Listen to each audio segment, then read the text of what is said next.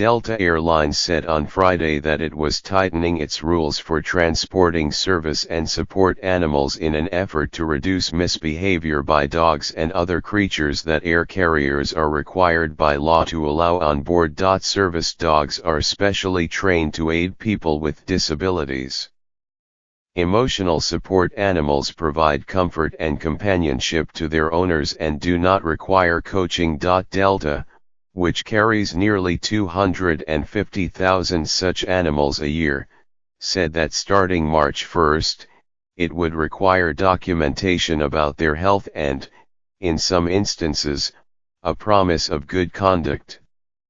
The new rules make Delta's policy among the most demanding among major carriers. The number of service and support animals, which federal regulations say must fly at no cost and uncaged, with some exceptions, has surged 150% on Delta planes since 2015. Customers, the airline said in announcing the move, had attempted to fly with comfort turkeys, gliding possums known as sugar gliders, snakes, spiders, and more. But the surge has brought more instances of conflict among passengers, some of whom have complained about allergies and other disturbances, as well abuses of the policy, with some travelers trying to avoid the costs of flying with regular pets. Flying with a pet that does not perform a special service generally costs more than $100, and the animal must generally be kept under the seat in a carrier or put in a kennel and checked in. On average, Delta flights carry more than 500 support animals and nearly 200 service animals each day. Airlines are not required to accommodate certain service animals, including ferrets, rodents and reptiles. But safety concerns related to the animals allowed to accompany passengers have climbed sharply.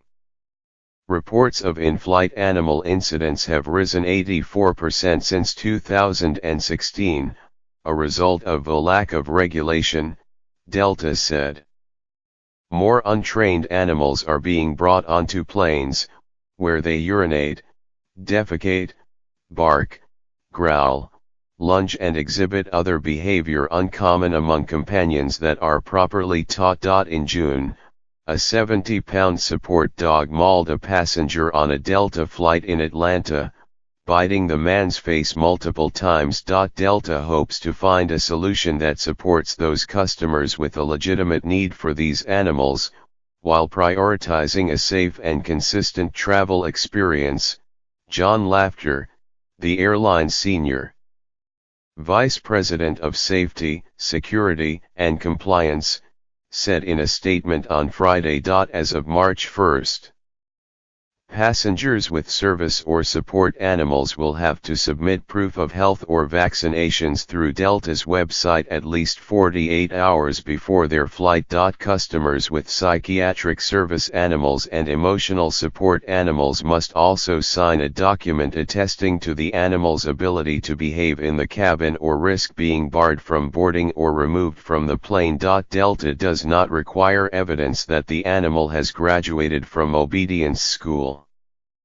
Current rules at Delta and other airlines require travelers to provide a letter prepared and signed by a doctor or a licensed mental health professional explaining why the animal needs to be on board. Airlines, however, have grumbled that it is difficult to verify the legitimacy of such letters.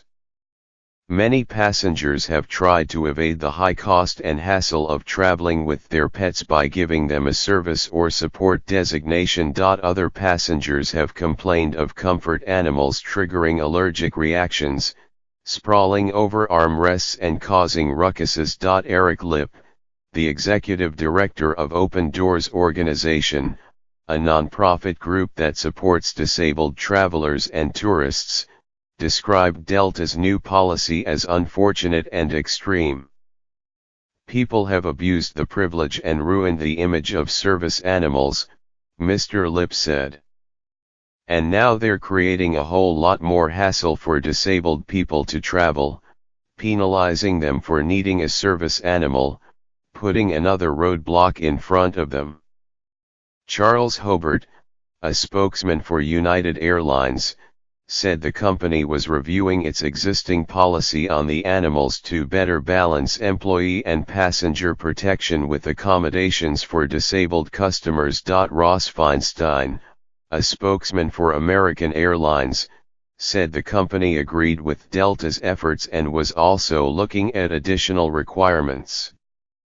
The Federal Transportation Department said in an email on Friday that it planned to solicit public comments this summer on the appropriate definition of a service animal and suggestions for strategies to prevent travelers from abusing that definition. Air travel should be safe for passengers and airline employees and accessible for all passengers, the agency said in a statement. We will monitor Delta's policy to ensure that it preserves and respects the rights of individuals with disabilities who travel with service animals. The agency has made other moves in recent years to address the increase in service and support animals. It now requires that hundreds of airports in the United States set aside areas in each terminal, accessible by wheelchair, for service animals to relieve themselves. Individual airports have also tried to cater to the animals' needs, with Kennedy International Airport opening a luxurious, 80,000 square foot animal center last year with potty cures for dogs and high-end horse stalls.